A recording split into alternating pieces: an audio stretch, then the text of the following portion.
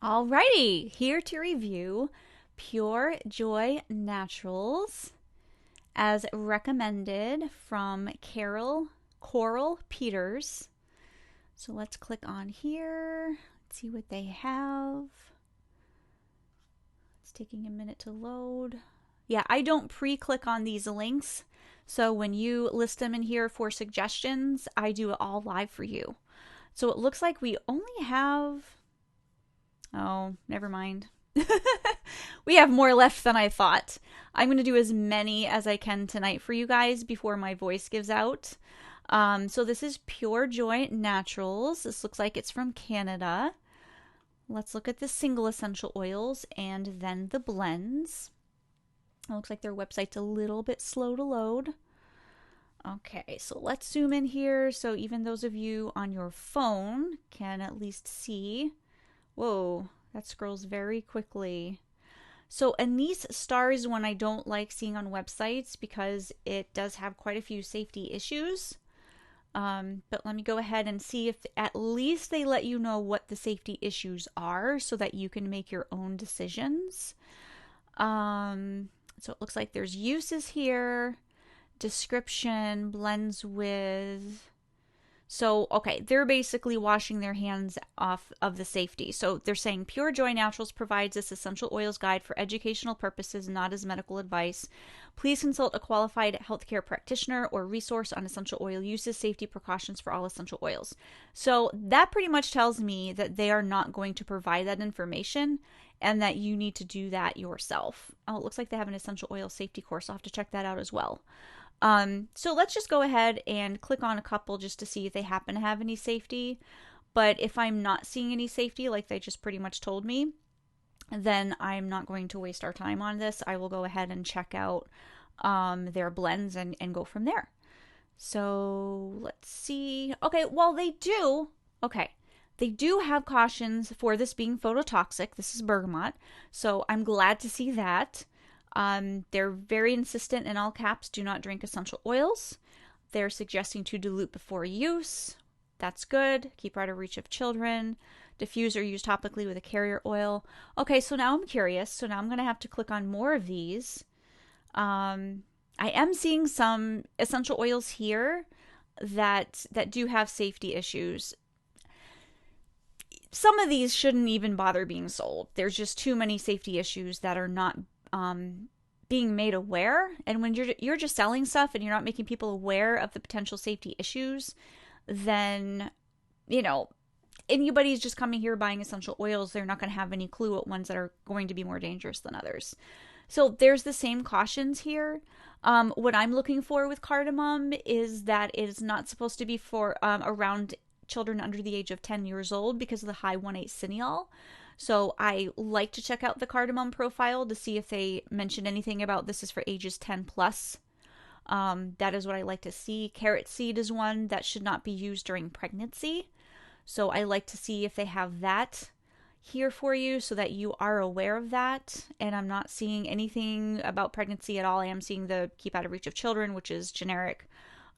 It's good advice, but it's not anything that's specific enough to make you go, oh, okay, this one I really need to keep away from children. No, carrot seed is safe for all ages. It's not one of the ones that are the most dangerous. Cinnamon bark is one that I like to look at as well. So let's see if they have any warnings of cinnamon bark. Usually, at least a lot of companies that don't really have a whole lot of warnings tend to at least mention something a little bit about cinnamon bark being hot or something. Yeah. Okay, so right here, according to Robert Tisserand, the author of Essential Oil Safety, suggests a recommended maximum dilution would be no more than 0.1% before applying to the skin. It's actually 0.01% to be precise, so that's not exactly accurate. You guys probably can't see, but in the book here, you can see it says 0.01%, but you can't see because I'm just this little tiny circle on the screen. Yes, I am here at this late hour because I have a crazy schedule, so this is not late to me.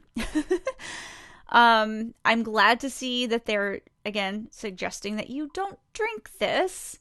I am glad to see that they are telling you that it is a dermal irritant.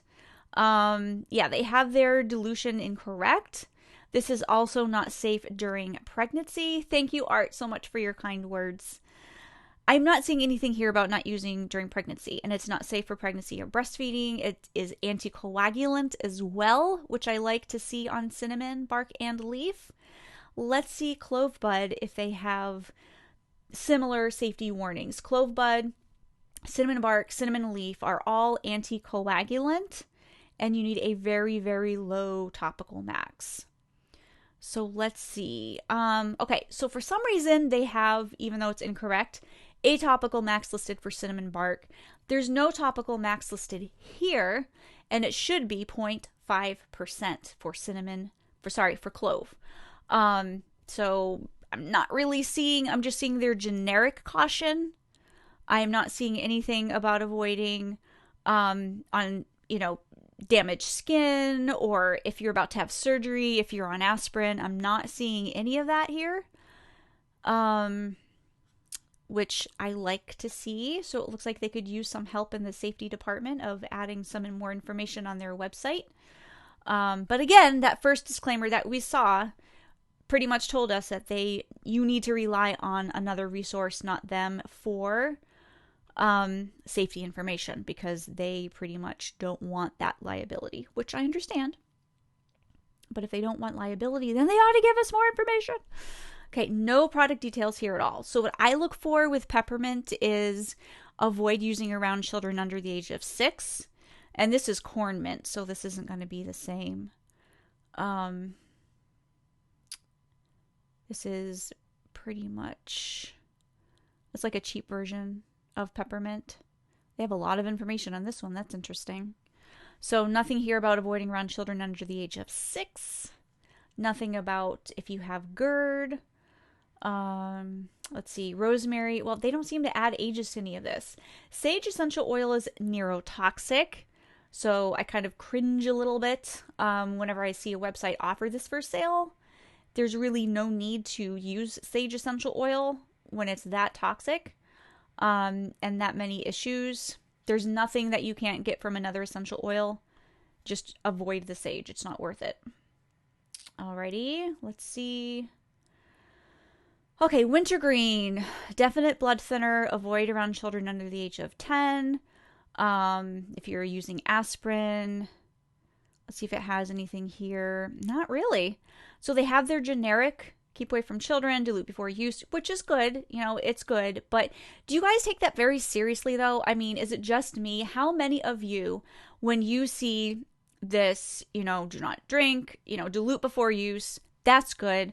But the whole may cause skin irritation, avoid contact with eyes, keep out of reach of children. Like, we see this on supplements. We see this on, lots of different things. And we know that's a cover your butt statement. We know that it may or may not be actually dangerous for kids or pregnancy, but they have to put that on to cover their butts. So I don't know. For me, I don't take that very seriously. When I look at the profiles on a website like this, I want it very specific. If it is not to be used with children, then it should say so. It shouldn't be on every single one, because some of these are actually safe for all ages. Some of these are safe during pregnancy. Some of these, XYZ, take your pick. And I'm not seeing that specific here. So I like very specific information, because essential oils are not all created equally. They have different topical maxes if they have them. Some are safe for pregnancy, some aren't. But let's go ahead and take a look at their blends to see how they're doing on their formulations, as well as see if they have correct safety information. But judging by the singles, I don't have a whole lot of hope that they're going to be very specific on it. So it looks like this has eucalyptus, lemon, tea tree, cypress, and peppermint. So this would be a good blend for respiratory issues, but it would be for ages 10 plus based on eucalyptus. Peppermint is 6 plus, but this would be an effective blend for respiratory issues. I'm just seeing how they're suggesting that you use this. They're suggesting lava bead bracelet, so they're not recommending that you dilute it first. Inhaler, roll on. Wow. 60 drops, 3 ml. that is, I don't know how big this roll on is, but that's a lot of essential oil. 60 drops is a lot of essential oil.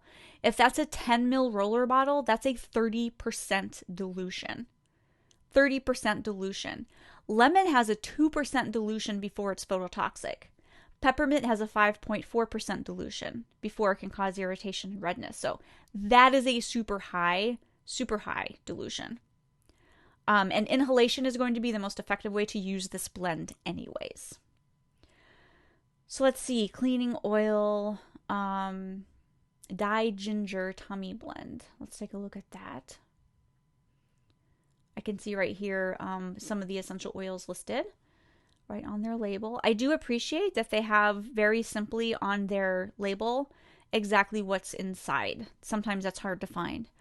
Let's see. In addition to ginger essential oil, this blend contains anise, coriander, fennel, lemongrass, sweet orange, peppermint, patchouli, and fir. So that's different than what's on here. This says eucalyptus, cinnamon, rosemary, lemon, and clove. But over here, there's different essential oils. So I don't know which one's which. But as far as herbs, this would be great. But as far as essential oils, anise has a lot of safety issues. It's one that I recommend everyone avoid. Same with fennel. Potentially carcinogenic. Both of these, just avoid them. There's reproductive hormone modulators. If you have endometriosis, if you have had estrogen-dependent cancers, there's just a lot of safety issues on those too. Lemongrass is extremely low topical max. It's not like lemon at all in that way. We already went over peppermint is for ages 6 and above. Patchouli is a blood thinner. But if this was herbs, great. Essential oils don't always have the same safety issues as herbs. So yeah, that is one that I would avoid. Let's see. Hair therapy, holiday spirit, kids wellness blend, monthly magic. Let's see what that is. I'm assuming it's like a PMS blend. Clary sage, cedar. So cedar instead of cedar wood. That's interesting. Ylang ylang, geranium, sweet orange, grapefruit, vetiver, and coriander. That actually sounds like it would smell amazing and also be effective. I would definitely make sure that you inhale this and not apply topically because we don't know how they are mixing this, but ylang ylang has a very low topical max.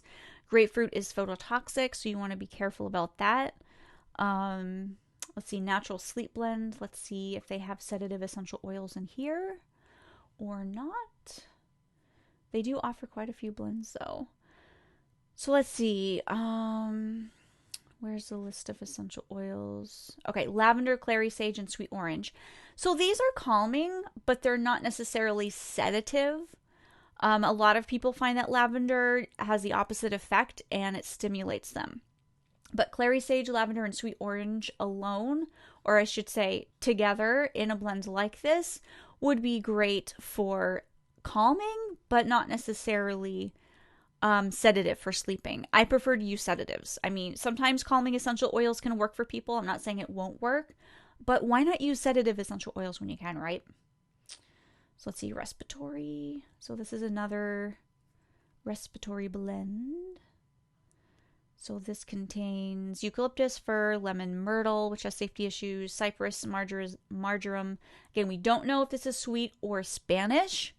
We want to make sure that it's sweet and not Spanish. We don't know just by marjoram. Lavender, frankincense, and peppermint. So this would be ages 10 plus due to eucalyptus. And I'm not seeing any ages on here at all that they're recommending. Okay. So let's look at their essential oil safety course. I'm just super curious to know. So there's really not... Okay, it looks like a free course. So I don't know exactly what they're going to recommend in here, but it's interesting. Dosing. I'll have to maybe check that out at some point. But judging by the information, the lack thereof of safety for their essential oils, I don't know. I'd have to check out their course. Maybe they have all their safety information in their course. I don't know. Okay. Alrighty, so it looks like I'm done with this website. If you guys are curious to know where I'm getting my information, you can find it in Essential Oil Safety Files. I have another book, Essential Oil Profiles, as well, that has the safety and the benefits. And you can find all of that at ueoslibrary.com. So let me go ahead. By the way, if you have any questions about anything I've said, if it didn't make sense, if you want clarification, go ahead and leave it in the comments below. I'm going to upload this to YouTube, and then I'll be back in a few minutes to review the next brand that you wanted me to review. So see you soon.